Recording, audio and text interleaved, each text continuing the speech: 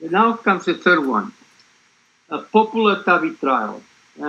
This study is entitled a randomized open-label multicenter study of oral anticoagulation with or without clopidogrel after transcatheter aortic valve implantation, a very hot issue. Dr. Vincent Nijhuis from the San Antonius Hospital in New Vision in the Netherlands presented this study. And let me now say a few things about the background. I will start saying that I think 98% of these patients had atrial fibrillation, although we are talking about TAVR. That's the important we keep in mind. So we know that without atrial fibrillation, the incidence of bleeding with TAVR has been quoted between 3 and 15%, and a stroke between 1 and 8%. In about 30% of patients who have atrial fibrillation, 30% of patients undergoing TAVR have atrial fibrillation, and the incidence of these events is actually higher. So here's the study. Patients with atrial fibrillation undergoing TAVR are in need of oral anticoagulants because of the atrial fibrillation. But one could say they also need antiplatelet therapy because of the other aspect that is the TAVR. But that is very nice to talk about it, but what about bleeding? This is what this study is all about, is to have a following hypothesis, to use just oral anticoagulants, and here we are talking about the vitamin K antagonists alone, versus vitamin K antagonists plus 3 months of clopidogrel, with the thinking that maybe bleeding will not occur, and maybe by some miracle, maybe the oral anticoagulants alone will prevent the events like death, stroke, and so forth. This is how the study was actually designed. Now the question is how many patients entered into the study and how the randomization took place. Well, this is actually a European study with 326 patients who underwent TAVI. The average age was 81 years. Most of them had atrial fibrillation, as I mentioned. And these patients, male and female, were equally distributed. The patients were randomized, 164 in this oral anticoagulant alone, and 162 during 3 months, oral anticoagulants plus clopidogrel. And then what we can say is that about the oral anticoagulants was not all vitamin K antagonists, 75%, 25% received NOACs. Having said this, then there is a follow-up here, which is about 1 year, and they look at the usual things. They use all bleeding or non-procedural bleeding on one hand, and on the other hand, they use cardiovascular mortality, ischemic stroke, and MI, or third, cardiovascular mortality, stroke, MI, and bleeding. That's basically what they look at. And so now we are going to present the results, and then I will ask you a few questions. Certainly, bleeding was significantly decreased, very significant, from 21% to the drug alone, the vitamin K antagonist, most of the patients, I will say, this was 34% in those who were oral anticoagulants, plus actually clopidogrel. So the results were actually quite significant. And then, interestingly, when we look at the combination of everything, bleeding, stroke, MI, mortality, that is, you can put all together, the results continue to be very significant in favor of using oral anticoagulants alone in patients undergoing TAVR with atrial fibrillation versus anticoagulants plus clopidogrel in 3 months. 31% for all anticoagulants alone, 45% when you use actually the combination of both. What is interesting, and I don't understand it, is anticoagulants alone were a little bit better in the decrease of mortality, ischemic stroke, and MI than it was oral anticoagulants plus clopidogrel. In fact, 13% versus 17%. I don't understand this, although the results were not actually significant. Maybe that's the key issue. So here we have the final, I would say, summary of these, and this is these patients, in patients with a well-established indication for oral anticoagulants undergoing TAVI, atrial fibrillation. oral anticoagulants alone, as compared with oral anticoagulants plus clopidogrel, reduce the rate of bleeding events, including measure-like threatening or disability bleeding. And in this case, is superior and does not increase the rate of thrombotic events. Actually, is a little bit better. So here we have a study, a fascinating study, that makes me think, Roxana, about your good husband, Dr. Dangas, presented recently in the Galileo study.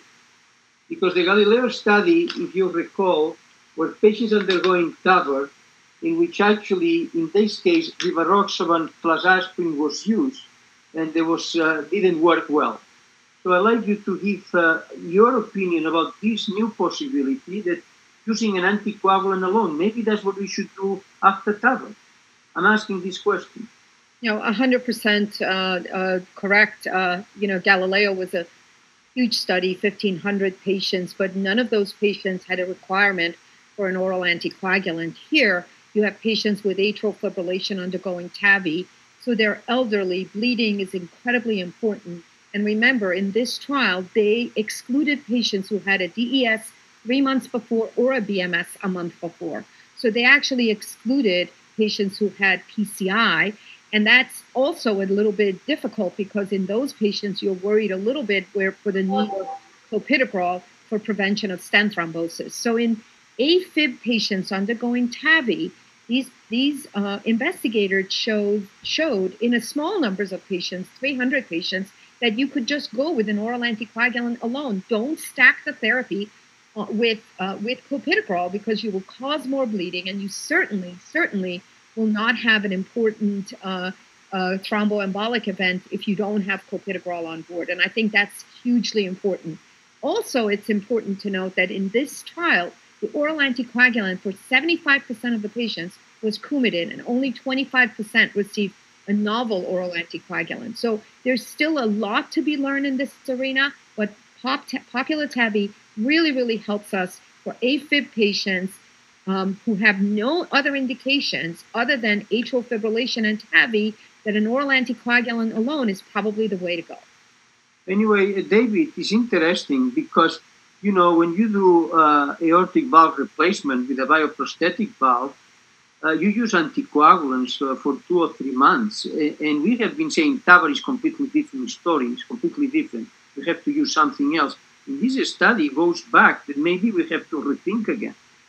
Yeah, I think that it's this study has really important implications for TAVR management in general, not just in patients that were in atrial fibrillation, because of course, on the one hand, we're trying to prevent surface valve thrombosis, and that's why I think anticoagulation after TAVR is going to be an increasingly important topic. And on the other hand, as you say, we're learning that you have to be very careful when you stack therapy. These patients can be very sensitive. And major bleeding, when we talk about a 50% increase in major life-threatening bleeding, what we don't talk about is the number of transfusions. We have to remember the number of transfusions has a big impact on event-free survival. So that may be part of the reason that we're seeing signals about down the road of major bleeding events, even if you survive.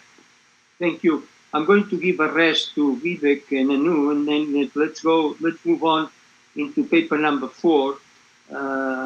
Time is pressing, but let's be relaxed and move on one by one. The next one is interesting. Partner 3.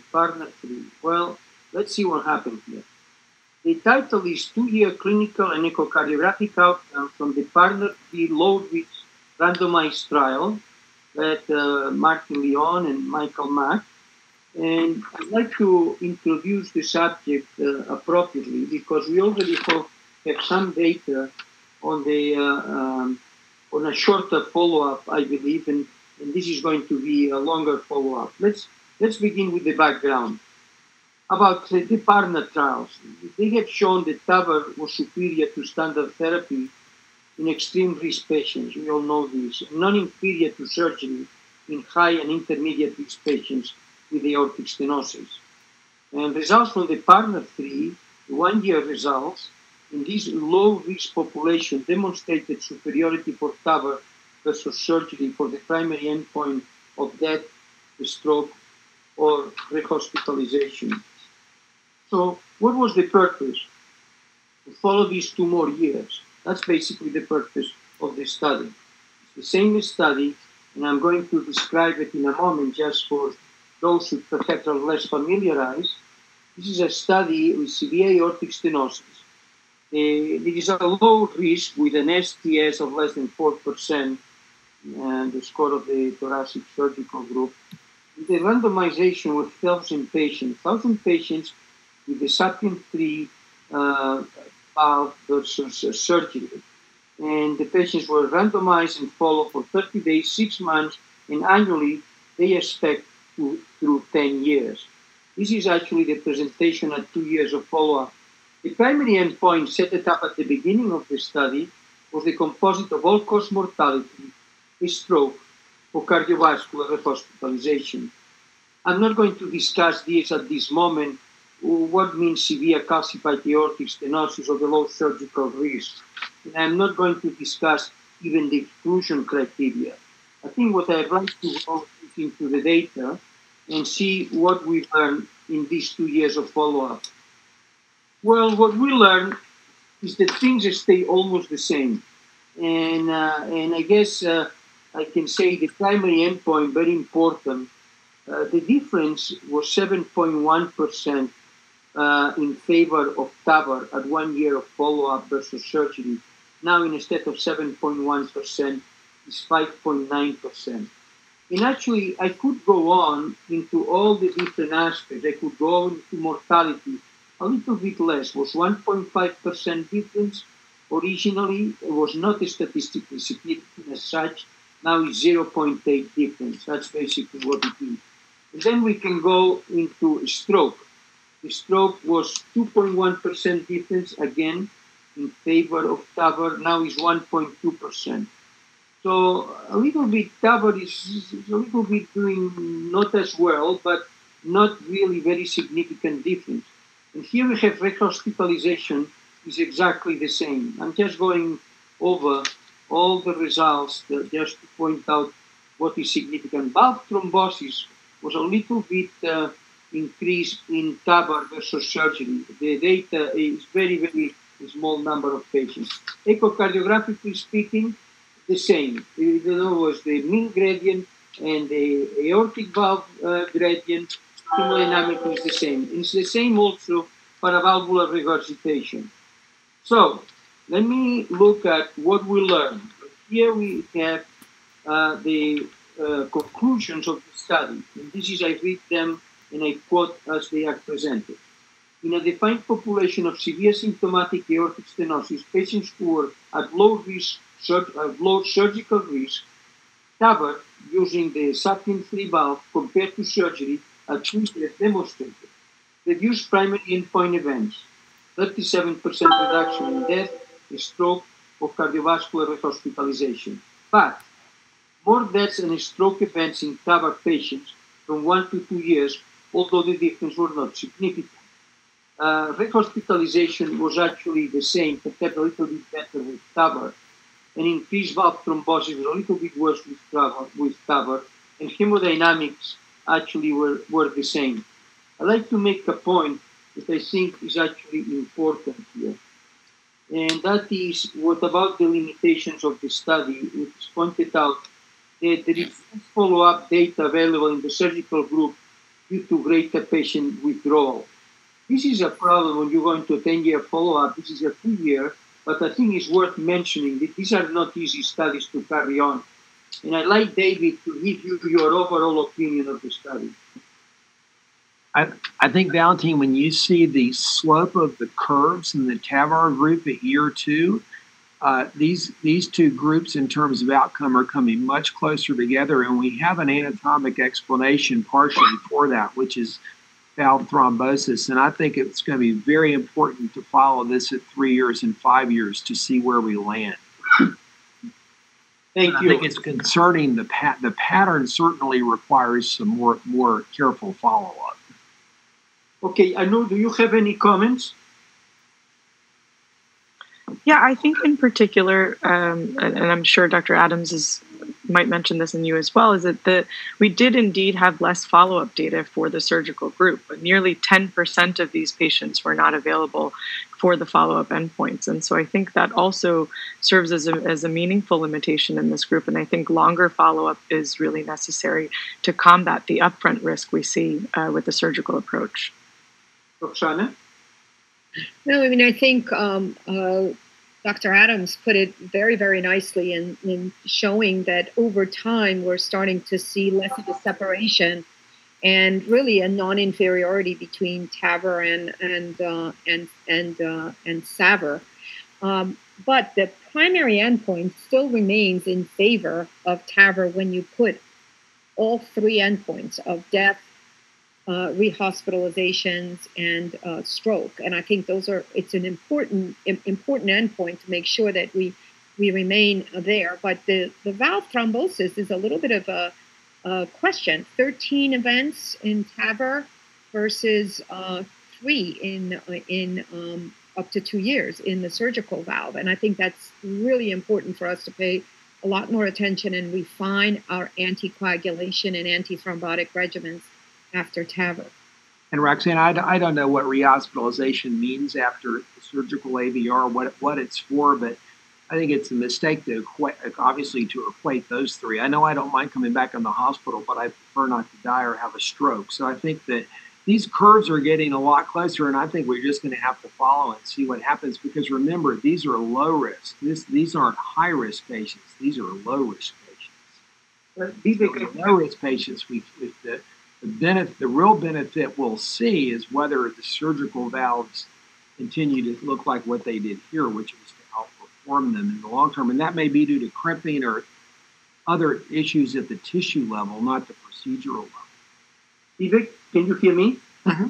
Vivek, I have a question. You are running a number of trials, and this is what concerns me. We need long-term follow-up. This is just 2 years. Should we tell patients when they sign up that this will be a long follow-up, even that they don't have to do anything substantial after the drugs are being given and so forth? Because we are going to see more and more of a problem of the key question that we have in most of these studies, the long-term data. No, I mean, it's a good point, Dr. Fuster. And it's a problem with this trial, with almost any interventional type procedure trial, especially when you're comparing such procedures with such different sort of impacts acutely, or particularly if you're comparing procedure versus no procedure. But there's a lot of these questions can be answered with large non-randomized studies. I mean, the question of valve thrombosis that David pointed out, I mean, it's something that we can understand. Obviously, you'd love to have differential information, but at least you can understand the incidence of this. Or just in this particular trial, when I look at pacemaker implantation rates, one of the things that you always get concerned about when you think about a TAVR type procedure is we know that there's an acute rate of damage to the conduction system requiring pacemaker implantation with new left bundle branch block. And the question is always, is that going to translate to later pacemakers? And so far that hasn't been the case. And I think that I'd like to continue to see this because there's a much higher rate of new left bundle branch block. But you could follow that in good follow-up non-randomized registries too. We have more to say about this with Roxana actually later, the long follow-up. Let me now move into the next paper, which you say, why in the world you present this paper with a Roxavan or enoxaparin in non-measured orthopedic surgery? What the cardiologists have to do about this? Well, look, I think this is an interesting paper, actually. It was also published in the New England Journal at the same time. This is the PRONOM study. This is a study that, was presented by Dr. Nadia Rosencher, and the first author of the paper is Dr. Marc Samama from Paris.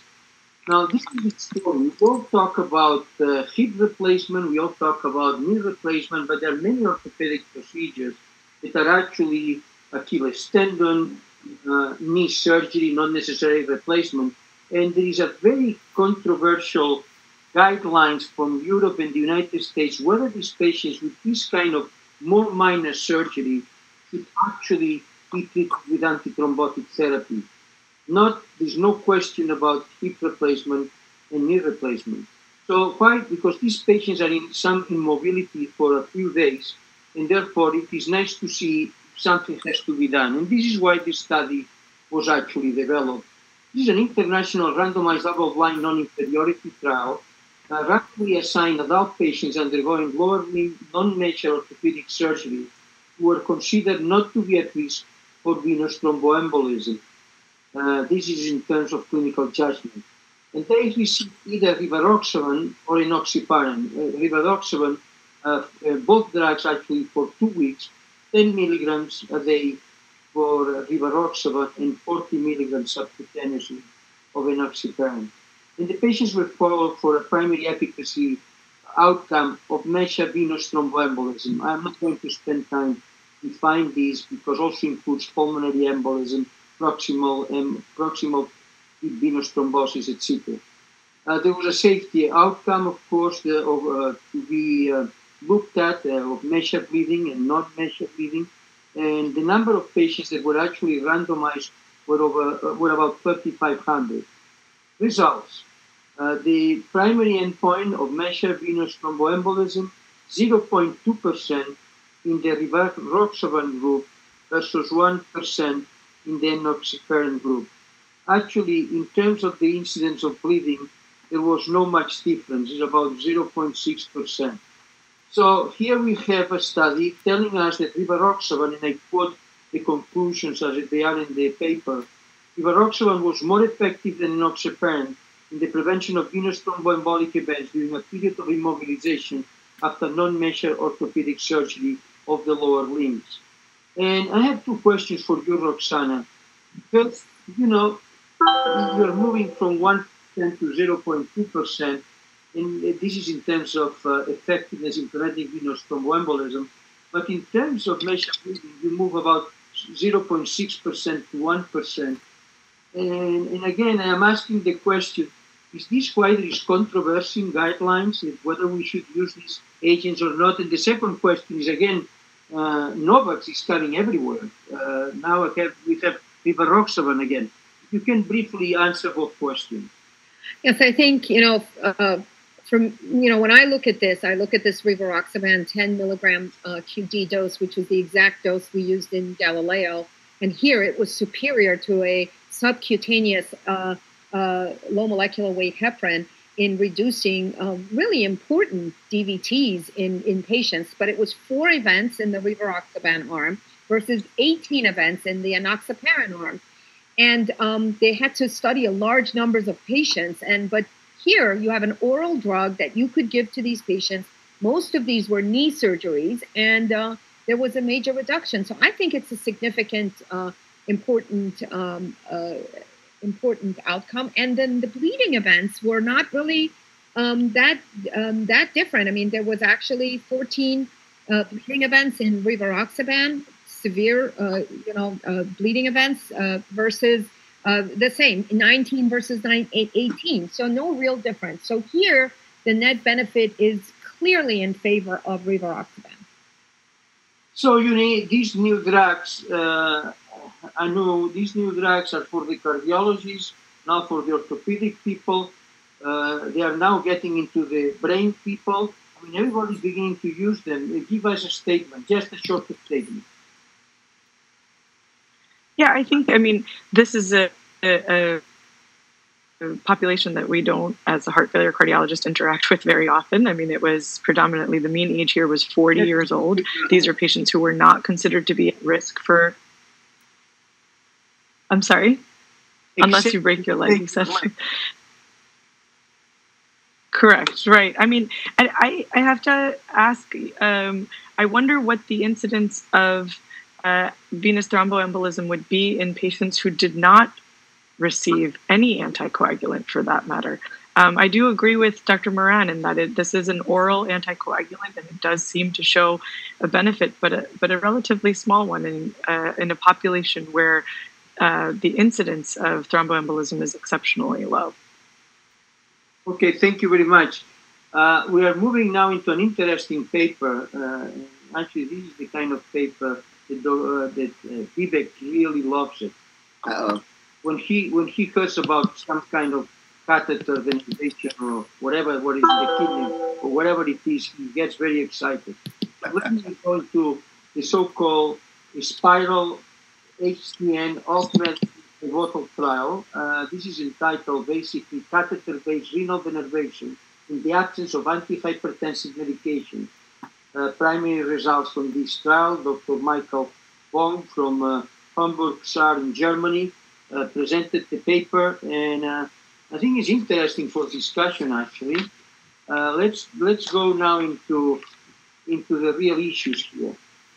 Well, that 1/3 of the adults have hypertension, we all know that.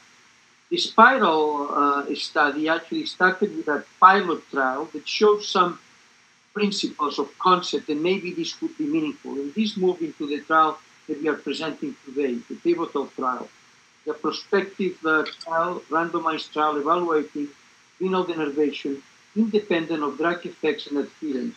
And I have to go into some details about this. This is a very important, I believe, international study. And I would just say that what kind of patients enter into this study? Well, the patients either were not on antihypertensive medications or the medications were permitted to be discontinued.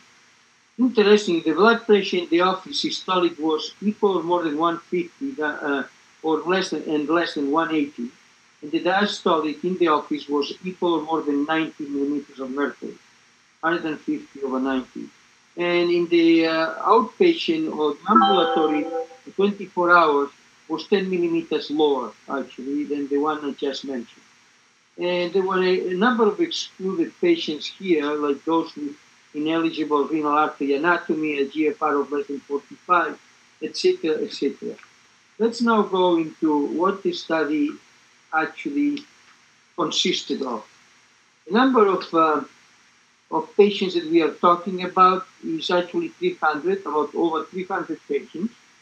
The mean systolic pressure in the office was 162, in the 24-hour ambulatory was 151. The average age of the patients was 52 years, 64 were male, and 21% were African American. The patients were randomized into either procedure, and I don't go into the technicalities of what it was done, but I'd like to present some information at least.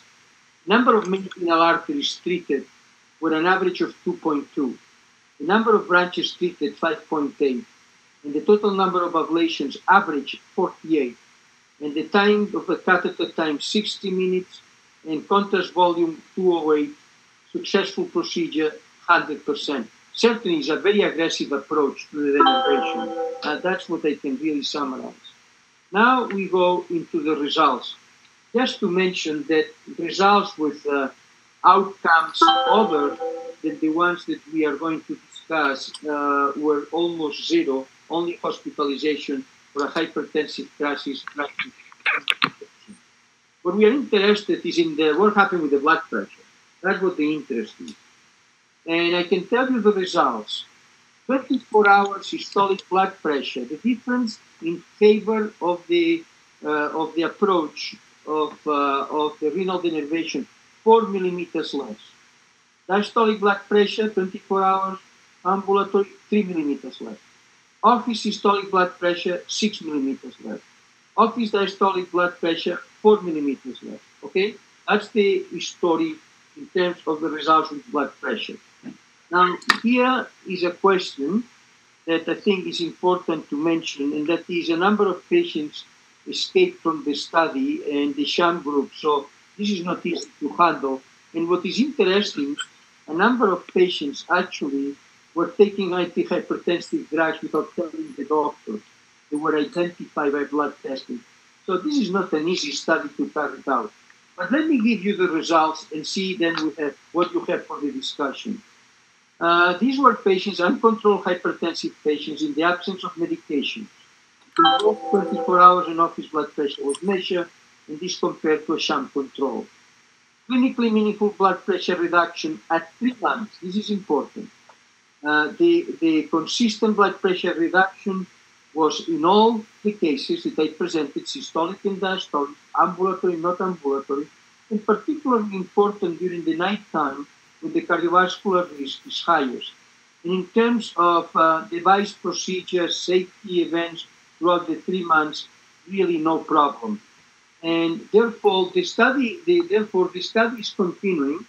And I'd like to ask a number of questions. First, Vivek, you like this type of denervation. What about you? Like the results? Yeah, Dr. Fuster. No, I think it's very interesting. After Simplicity 3 came back with such a contrary outcome to what we were expecting, there have been a number of studies since then. There's been the SPYRAL HTN-OFF med trial that this is. There was a pilot to this trial, which was positive. There was another technology using ultrasound energy, also a similar pilot that was positive. There's the Simplicity on-med trial, which you'll probably want to talk about later, which was also positive as a pilot. So this is the first of the sort of the pivotal trials using different technologies. And I think that, I think it's important, even in Simplicity 3, there was a strong suggestion that there was just not enough ablation done. And you pointed out that there was more ablation done in these patients with actually a better ablation catheter. And they were able to get better outcomes, again, importantly, with no important safety events, no renal artery stenoses, etc. So I think it's actually very impressive. I think that it's also impressive because, remember, some of the patients in the sham group ended up taking medication. So the magnitude of efficacy is probably underestimated. And then the third point in terms of on the efficacy side, these patients, they actually stopped the trial at 3 months. Well, that's not quite right. They were able to look at the data at 3 months because they had a positive outcome. These patients are going to continue to be followed at 6 months and 12 months. And there's some data from previous studies that the magnitude of difference may be even greater at 6 months than 3 months. So overall, I think it's quite impressive. And the last point, and maybe we want to get into this, is the way they did this, the way they constructed this trial from a trial design perspective, I thought was really very nice. The way they use a Bayesian design to use some of the pilot data, because this is a very difficult trial to enroll for. I really like the way this trial was. It was an effective study. Dr. David Adams, when you have a patient and you call me, the patient has a pressure of 170, 180, if I can drop the pressure to 130, you tell me I'm not doing a good job. So this drop of blood pressure, 5-6 millimeters of mercury, is this is an effective? There's no question. It's an effective procedure. But are you impressed? Well, in our world, it's a rounding error, VF. We don't get to the second number. We just work on the first two. So whatever 120 and 129 are the same. So I honestly don't know what whether there are other clinical benefits besides just that particular drop in blood pressure. Thank you, Roxana. So, Dr. Fuster, I just to add to what Vivek was saying, this study is so incredibly important for the field of renal denervation. It truly is. It's sort of like the lifeline for renal denervation because of the negative study of Simplicity. This study was done off meds just to ensure, after the pilot, that actually renal denervation does have an effect on reducing blood pressure. And I think they have proved that. And now we need to kind of think about a very good way that on top of meds, what added benefit can renal denervation give us in reducing not just blood pressure, but also clinical outcomes? And I think this is a really, really kind of like getting back into the water again with better ablation and showing that denervation actually does work. And that is what we are seeing right here today. And it's not just the office blood pressure, but it's important, this 24-hour blood pressure reduction. And 4 millimeters of mercury on a 24-hour monitoring is actually quite significant. That's what the hypertensive gurus tell me anyway. No, but Fuster set me up, Roxana. I was very happy to see the results. You know why? Because of the resilience here. Remember, everything would like fall apart 2 years ago, and people consistently persisted. And I don't know where this is going. Let's see. But at least the results were effective. and how people were persistent in looking at, I think they have to be congratulated. I mean, this field was going to go out the window. And now we actually, this trial, how difficult it was. We were an enrolling site. It was impossible to do this. You had to get the patients off meds for a couple of weeks, then get them in. Difficult and unbelievable effort. Let's see. I would like to see in 10 years where things are. But anyway, congratulations to the persistence. Wait, Dr. Fuster, can I make just one more point on this? I think it's one more point is a small point, very short. Okay, it's 1 point split into 2 parts. Sorry, we don't have time. No, okay, I was just going to say that in terms of magnitude of benefit, the one piece of data that we're missing here is actually the percent of patients that show a significant benefit. Because the reality is there's going to be some patients that probably show no significant difference and others that show a real clinically significant difference. So this average of 9-point difference on the office side is actually really quite significant. You don't see much bigger numbers than this in hypertension trials. Okay, thank you very much.